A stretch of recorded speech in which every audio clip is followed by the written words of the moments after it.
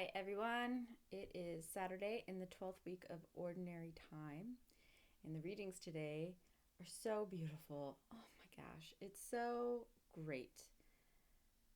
In society, we really value intelligence.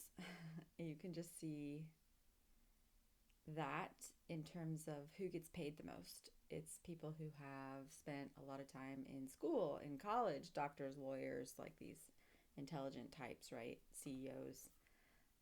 And God continually shows us that more important than what you think is how much you love and how much you trust. God is going to take care of everything and anything.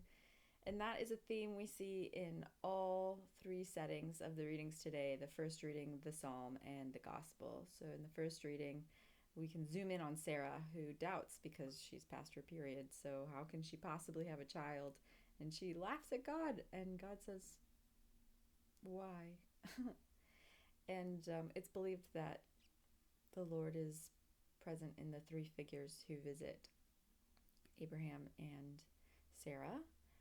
Um, and she says, no, I didn't. I'm sorry. No, I didn't. He's like, yeah, you did. Yeah, you did doubt.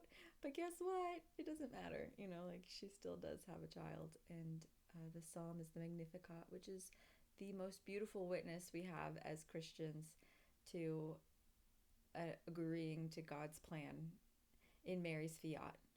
So, something so worthy of dwelling on, and just Mary's willingness to be open and trust in the Lord and receive the grace he wants to pour out, not just on her but all of humanity, which is the truth of all of God's graces. Is they're never just for the individual receiving them, but for the whole world, since we are a united mystical body of Christ.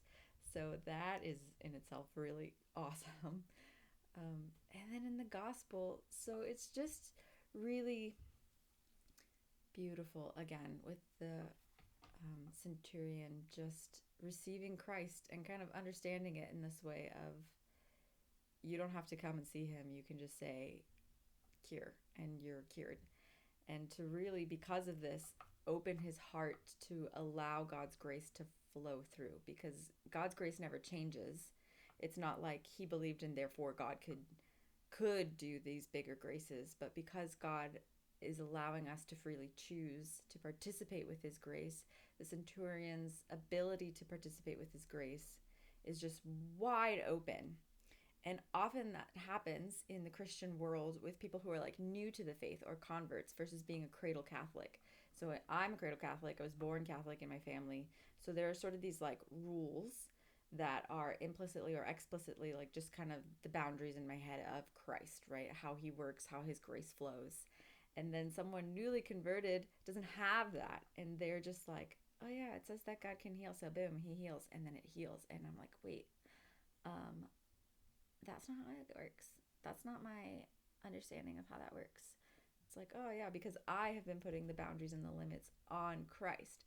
So, in a special way, these readings today are calling us to remember to let go of the ways that we are limiting God, because he is limitless. He's infinite. And in fact, it's impossible to really comprehend that.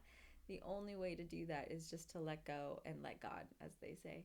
Great phrase to keep in our pockets today as we go through the world in our day, asking him to really send his grace forward, not just for us, but for the benefit of the entire kingdom of heaven, who are your neighbor, your workmates, your family, your children, your brother, your sister, everybody. So, yep, let's go forward today and participate in God's grace and remove the boundaries and step into that space of asking and then receiving the beautiful gifts he has for us today.